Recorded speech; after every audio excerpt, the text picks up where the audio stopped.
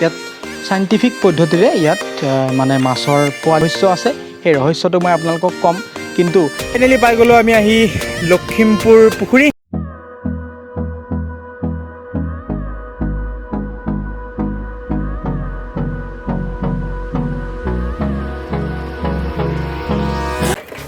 Hey guys, welcome to my YouTube channel mister Assam. চ' আজি আমি গৈ আছোঁ লখিমপুৰ পুখুৰী আৰু আমাৰ লগত ৰাইডাৰ আজি বহুত কম বাৰু। মানে আমি 4জন আছোঁ, মই, ইৰফান, জাহিদ আৰু সেলিম। জাহিদ আৰু সেলিম পিছৰ ফালে আছে, ইৰফান সেইফালে আগৰ ফালে। আৰু এতিয়া আমি এনেকৈ গৈ আছোঁ লখিমপুৰ পুখুৰী। ঔতলা হৈ পেলাই আমি এতিয়া গৈ আছোঁ লখিমপুৰ পুখুৰী, আমাৰ কামাণ্ডো ছাৰ। আৰু এনেকৈ আমি গৈ থাকিম। নাজানো আচলতে ৰাস্তাটো চিনি নাপাওঁ। মোৰ লগৰ ল'ৰাজনক সুধিলোঁ ফোন কৰি পেলাই, সি এনেকৈ এড্ৰেছটো দিছে বাৰু। কিন্তু গুগল মেপতো মানে সঠিককৈ পৰা নাপায় ৰাস্তাবোৰ। আচলতে গুগল মেপত যিবোৰ আছে সেইবোৰহে দেখায়। ত' এইবোৰ ৰাস্তা আমি অকণমান শ্বৰ্টকাট কৰিবলৈ গৈ আছোঁ। এতিয়া সি কোৱা মই ধৰণে গৈ আছোঁ। ত' চাওঁ কি হয়। চাওক, এটা নামঘৰ এটা পাইছোঁ আৰু এইখন এখন স্কুল, ঔতলা LP স্কুল। আৰু এনেকৈ আমি গৈ আছোঁ। চাই থাকোঁকচোন বাৰু আৰু কি হয়। ত' গাইজ, যিহেতু বানপানী উঠি গৈছে গতিকে ৰাস্তাবোৰ কমপ্লিট বেয়া হৈছে। খালি অফ ৰ'ডিং।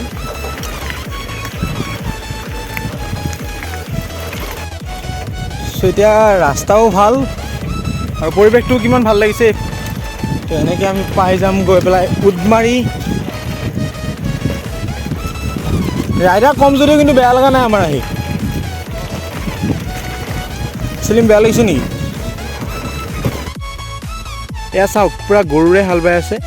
এই দৃশ্যটো খুব ভাল লাগে। ইয়াৰ যিটো বোকাৰ যিটো গোন্ধ ওলায়। চ' এওঁলোক সকলো আচলতে খেতিত ব্যস্ত। আগতো এখন দেখিছোঁ যে গৰুৰে হাল বাই আছে।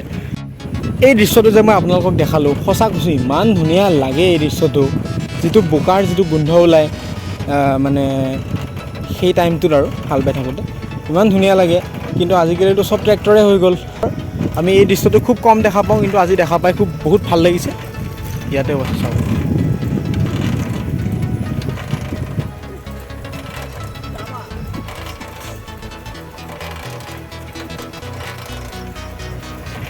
এইফালে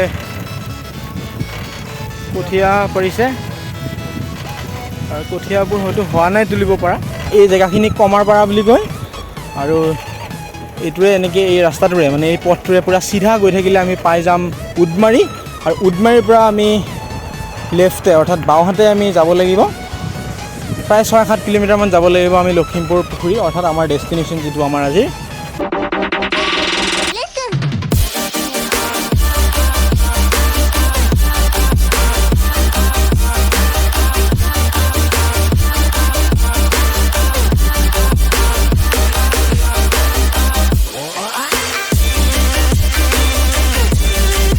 গাইজ, পাই গ'লোঁ আমি উদমাৰী।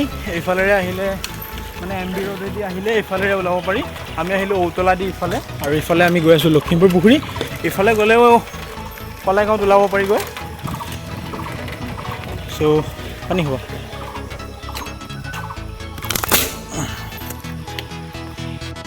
এয়া আমি আহি পাই গ'লোঁ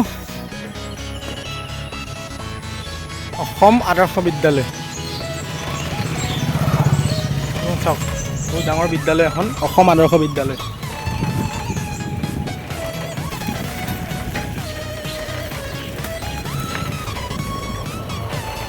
আমি য'ত থাকোঁ সেইখিনি জেগাৰ নামো টেঙাবাৰী, আৰু আমি বৰ্তমান য'ত আছোঁ সেইখিনি জেগাৰ নামো টেঙাবাৰীয়ে হয়। এতিয়া এখন দলং পাইছোঁ। দলংখন উঠাব পাৰিমনে বাৰু? পাৰিমনে?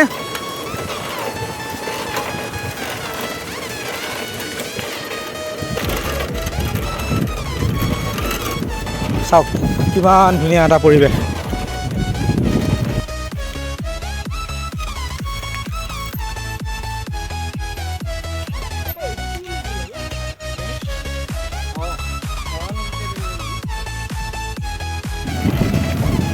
তো বৰ্তমান আমি পাই গ'লোঁ সেই বালিপুটা, আৰু ইয়াৰ পৰা 3-4 কিলোমিটাৰমান আছে। এইটো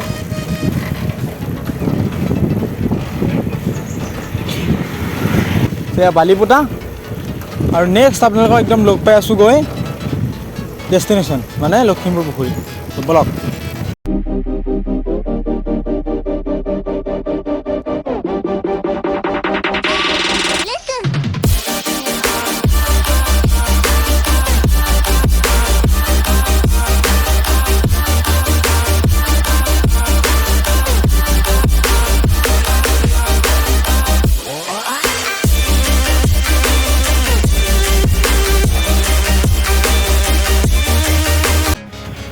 So guys, finally পাই গ'লো আমি আহি লখিমপুৰ পুখুৰী। Welcome to Lakhimpur village ya. এইটো চাওক কিমান বৃহৎ।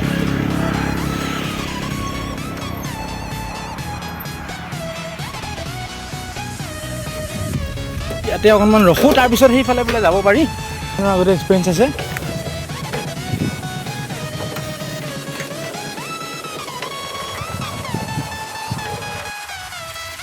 এয়া মাছ চাওক গাইছ, এয়া চাওক আপোনালোকে হয়তো দেখিছেনে নাই মই নাজানো। এইবোৰ মাছ চাওক,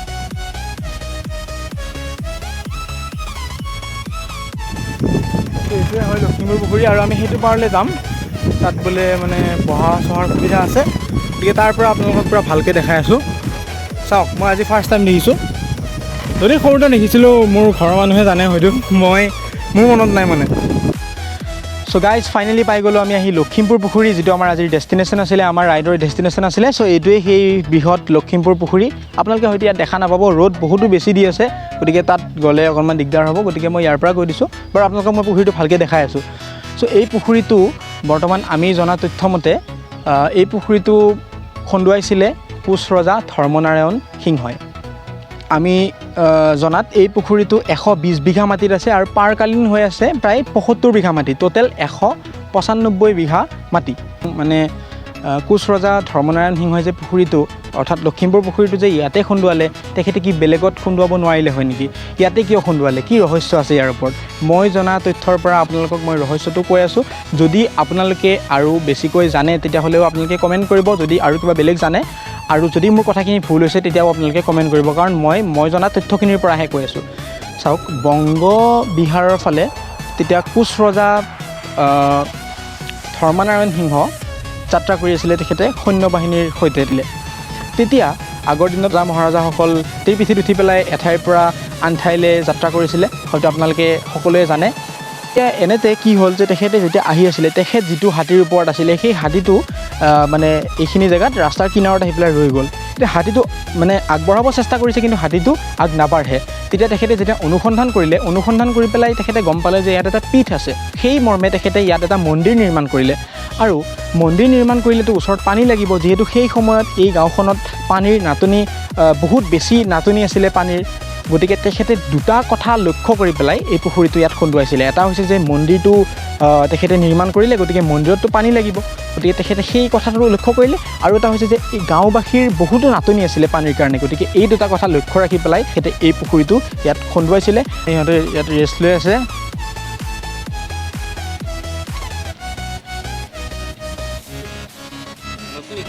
জাহিদ ভাই কিবা কৈ দিয়া, কেনেকুৱা লাগিছে আহি? বহুত ধুনীয়া। তুমি আগতে আহিছা চাগে ইয়াত? ইয়াত বহুত ডাঙৰ ডাঙৰ মাছ আছে আৰু কাছও আছে। মাঘ বিহুৰ আগদিনা অৰ্থাৎ উৰুকাৰ দিনা ইয়াত মাছবোৰ ৰাজহুৱাভাৱে ইয়াত বিক্ৰী কৰা হয়, গতিকে আপুনিও আহিব পাৰে ইয়াত মাছ কিনিবলৈ। উৰুকাৰ দিনা আহিব লাগিব। আৰু ইয়াত আপোনালোকে হয়তো জানে যে আমাৰ ইউটিউবাৰ, আমাৰ সকলোৰে মৰমৰ আৰু বিশেষকৈ মোৰ আদৰ্শ ডিম্পু বৰুৱা। চ' ডিম্পুদাৰ ঘৰ মানে অৰিজিনেল ঘৰ ইয়াত এইখন গাঁৱতেই হয়। আৰু এইটো চাওক, লখিমপুৰ আঞ্চলিক মীন মহল সমিতিৰ কাৰ্যালয়।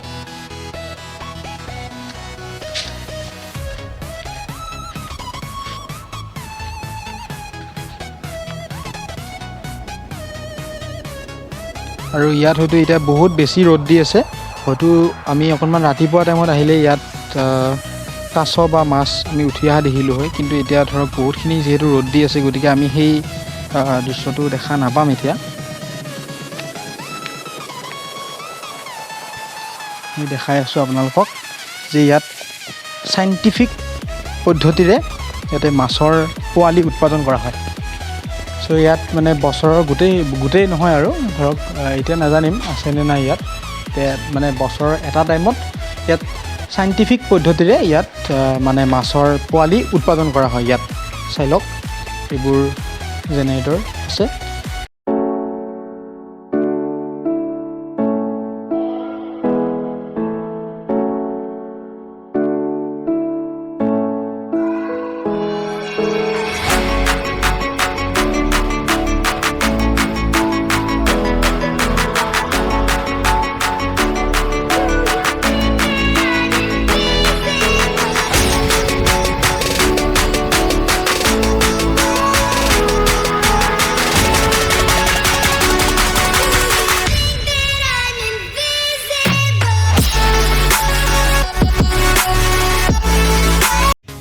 এতিয়া যাবলৈ বহুত বেয়া লাগি আছে, হ'লেওতো যাব লাগিব, উপায় নাই।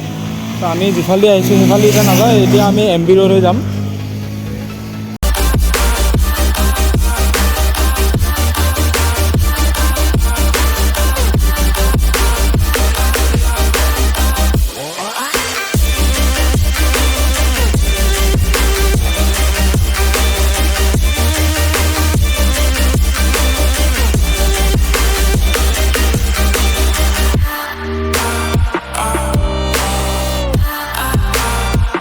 চ' গাইছ এইখিনিলৈকে আহিলোঁ আৰু মানে এতিয়া আমি উভতি আছোঁ। চ' যদি ইয়াত কিবা ভুল ভ্ৰান্তি হৈছে মোৰ ভিডিঅ'টোত, তেতিয়া মই আগৰ নিচিনাকৈ আকৌ কৈছোঁ যে ক্ষমা কৰিব আৰু মোৰ ভুলটো আপোনালোকে কমেণ্ট কৰিব।